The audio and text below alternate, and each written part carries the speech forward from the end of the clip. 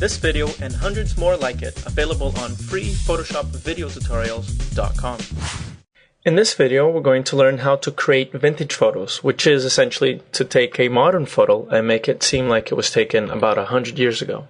So here we have a nice picture that I think will fit really well with the making it old.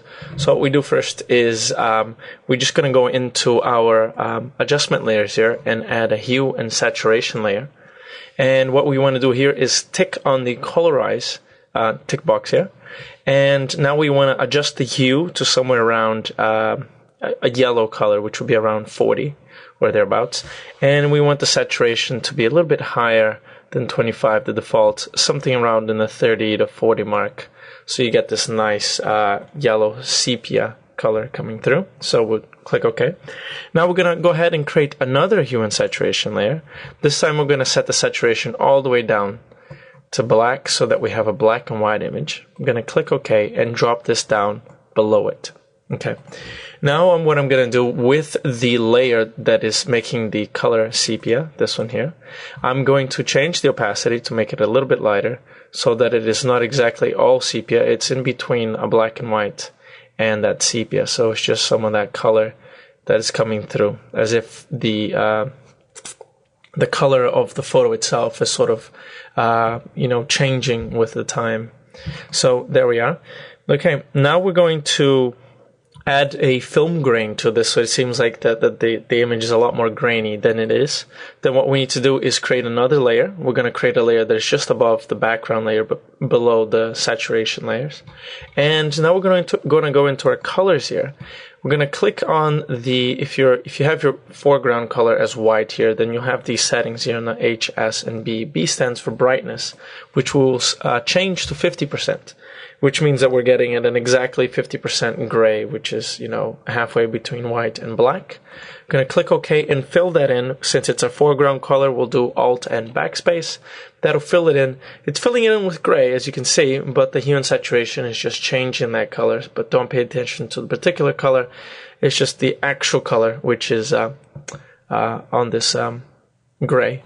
Now what we want to do is add a filter. We're going to go into Filter, Noise, and Add Noise. And what we want to do is add a monochromatic uniform noise. And the amount that we want to add will vary between how much of this grainy effect you want to give, but something around the 12, 15, 20% mark would be good. So we're going to add this noise, and we're going to soften it a little bit now by just, after doing this, going into Filter, Blur, and Gaussian Blur. So we're just going to add a little bit of blur so that the film grain isn't so specific, so you can't see the film grains themselves. It's just so that it's a little bit blurry, and so you can see this effect. Essentially, this is what you're looking for. It's just a little bit of that actual grain. If you were to magnify the grain of a photograph, look at like 1,000%, you would see that the grain isn't exactly, there aren't exactly dots. They're more sort of meshed in like this. So that's closer to an actual film grain that you would get. Now to complete this so that our photo comes back, what we need to do is change the blend mode from normal, and we'll set it to overlay. So if you see here the before and the after, we've added some grain here. Now I'm going to change the opacity and just bring that slightly down here so that we are blending in with the original grain of the photo, if there is any here, and not making it all too excessively grainy here. So there's quite a bit of a grain here, but that would be expected from an older photo, right? Now we're going to add some effects here to make it seem like the photo's been has lived through a little bit. So it's been dragged on about, and it's actually kind of fading a bit and has some marks on it. So what we want to do here is create a new layer, and again, just a layer below the hue and saturation layer. We can actually put this even below the grain layer here if we like, as long as it's above our background image, of course. And we want to fill that in with white. So I'm going to press D for the default colors. And since the white is our background color, then the shortcut is Control and Backspace. So we're filling it in with white.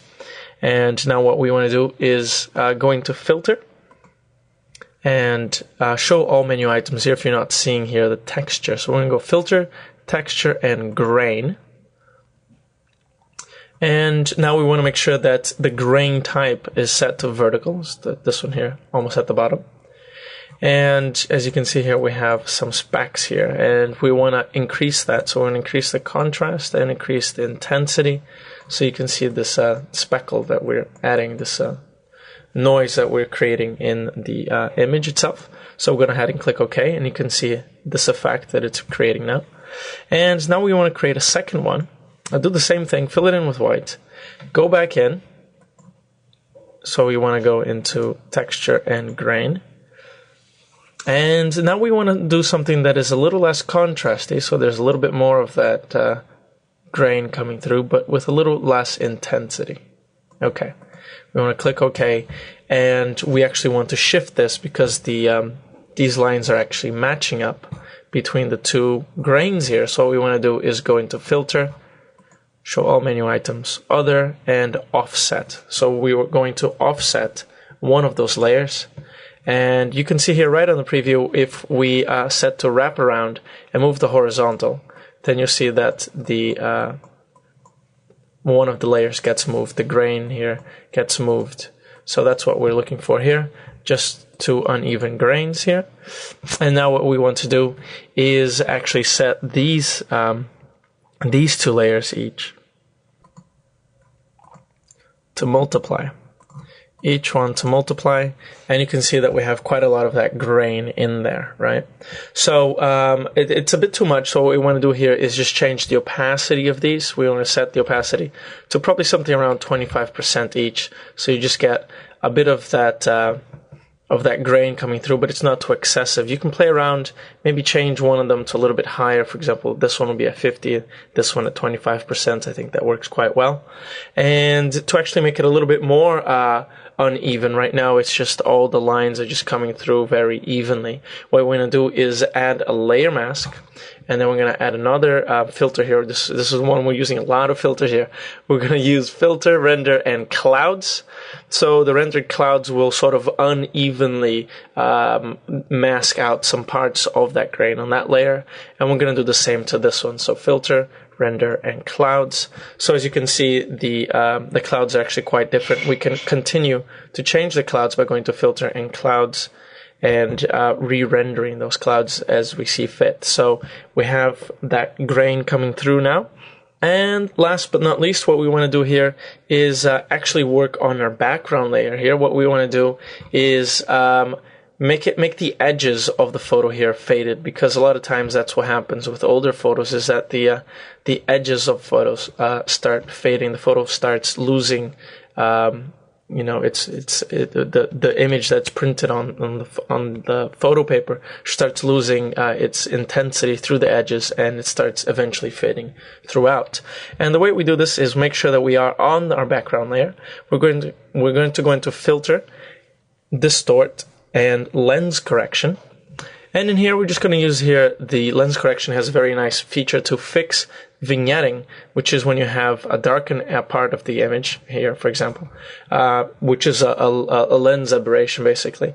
And you can actually fix that. Now we're going to use this. So obviously there's nothing wrong with this photo, but we're going to use this to our advantage, so that we're going to go the other way here, and we're actually going to lighten the edges of the photo here.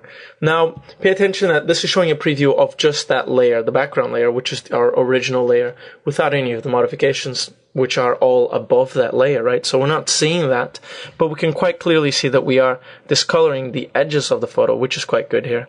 And we can change the midpoint to make that come in more or less. So you can make more of that effect or less of that effect. Once you're happy with that, click OK. And as you can see, we've made the areas of the photo lighter. And there you are. You essentially have your image completely modified here from a new image. If we look at here, our history here, is our original image.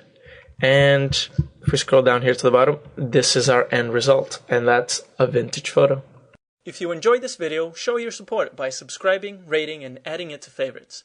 Leave comments on our website and we'll create even more videos that interest you.